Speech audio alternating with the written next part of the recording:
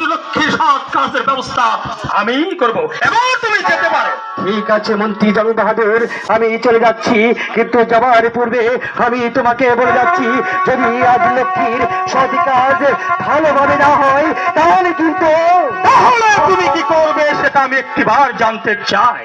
মন্ত্রী জং বাহাদুর, আমি দেখতে পাচ্ছি তোমার চোখে আজ প্রতিহিংসার আগুন জ্বলছে, আর সেই প্রতিহিংসার বশবর্তী হয়ে যদি রাজলক্ষ্মীর সৎ কাজ সঠিকভাবে না করো, আর যদি রাজ পরিবারের কোনো ক্ষতি করার চেষ্টা করো, তাহলে এই পৃথিবীতে ৩৩ কোটি দেবতা তোমাকে ক্ষমা করবে, এই মুসলিম সেনাবাহিনীর কাছে তোমাকে ক্ষমা করবে না, ক্ষমা করবে না, ক্ষমা করবে না।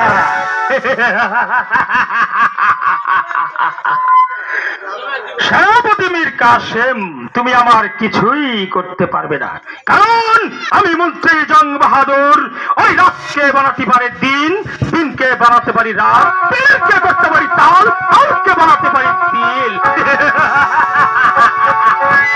এই এই রাজলক্ষ্মী, তুমি আমাকে বিশ্বাস না করে তোমার দুটি পুত্র সন্তানকে তুলে দিলে সেই জাতি মুসলিমের হাতে, কিন্তু কেন কেন কেন রাজলক্ষ্মী? আমি কি বুঝতে পারিনি? পেরেছি, আমি বুঝতে পেরেছি।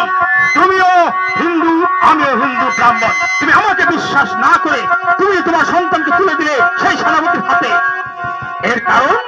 এর কারণ আমি জানি রানী রাজলক্ষ্মী, তুমি আমাকে বিশ্বাস করতে পারোনি, তাই তো আজ আমি তোমার এই মৃতদেহটিকে সৎ কাজ না করে ছুঁড়ে ফেলে দিব ওই গঙ্গার জলে, আর সেইখান থেকে তুমি বাঁচতে বাঁচতে গিয়ে পৌঁছবে অন্য এক কিনারায়, সেই কিনারায় তোমার এই মৃতদেহটিকে শিয়াল শকুনে টেনে হিসতে ছিঁড়ে ছিঁড়ে খাবে, আর আমি সেনাপতি, আমি মন্ত্রী জং বাহাদুর সেখানে দাঁড়িয়ে আমার এই চোখ দুটো দিয়ে তাকিয়ে শুধু দেখবো আর আনন্দের হাসি হাসবো, এবং আমি তোমার এই মৃতদেহটিকে ওই গঙ্গার জলে নিক্ষেপ করবো।